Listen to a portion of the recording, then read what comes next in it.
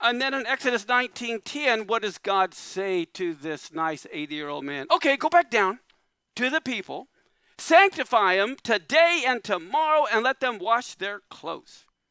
Man, I am in a desert wilderness. How am I supposed to wash my clothes? I hope there's a river close by. But what I think is fascinating, 2 days they are to get ready and prepare. Why? Because God's going to come down in their sight, and it's been 2,000 years or 2 days since Messiah. We're entering the third day. He's about to come down in our sight. Wahoo. Let's look at Revelation 3:5. Here they all had to have clean clothes. It says, the one who overcomes will be clothed in this way with white garments. I will not erase that person's name from the book of life. I will confess this individual's name before my Father and before his angels. We all have to have a change of clothes. And you know what that means biblically. We have to take our own righteousness off, our own good works off, and we have to put on his righteousness that he gives us. So we're righteous, but it's not our righteousness. It's his righteousness.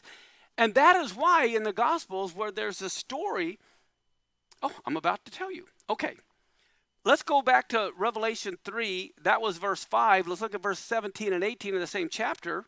This is the Laodicean church, which reminds me, everyone uses that verse, I stand at the door and knock, okay, that salvation. No, he's speaking to the church, saying, I'm standing at the church door knocking. And they're too busy having church. They don't even know he's left. And he wants them to come out. He doesn't want in. And it says, the church claims, I'm rich, I prospered. How many heard of the prosperity doctrine? Hey, they prospered so much. I don't need a single thing. And he says, you don't recognize that in reality you're wretched, miserable, poor, blind, and naked. I advise you to buy gold refined by fire, which only comes from me, so that you may become truly rich. And then he says, you also need to buy white robes in order to clothe yourselves so your shameful state of nakedness will not be revealed. And also, by the way, buy some eye salve to anoint your eyes that you may see. Let's go back to Matthew 22, verse 9 through 13. Here in the Gospels, Yeshua tells his disciples to go to the main roads, as many as you find, and invite everyone to the wedding feast. So those servants went out to the streets and gathered together everyone they found, both evil and good. Our job is not to do the sorting. Our job is to bring everyone in. God will do the sorting. Too often we try to use our status of whatever we think holiness is and make people match our level of holiness. No, I don't care if they're good or bad. Just come in the boat. You know, God will straighten the fish out. Okay. And it says the wedding hall was filled with dinner guests. And then the king comes in to look over the dinner guests. And he noticed a man who did not have on a wedding garment. And he said to him, friend, how dare you come in here without a wedding robe? And the man kept quiet. Then the king ordered his servants, bind him hand and foot, throw him into outer darkness. In that place there will be weeping and gnashing of teeth. Here's someone who's trying to come in their own finery. They don't want the righteousness the king is giving them. Historically, when a king of an area, how many of you know the poor is always with you?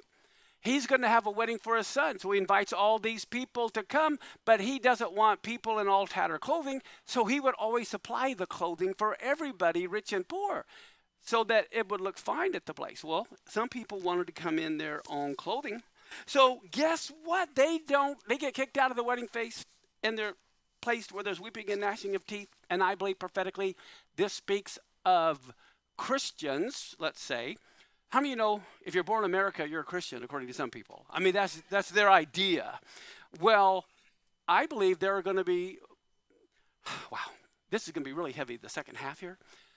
But I don't believe the whole body of Messiah is the bride of Messiah. Just like only a part of Adam's body became the bride, there's only going to be a remnant of the body that becomes the bride. The body's still saved.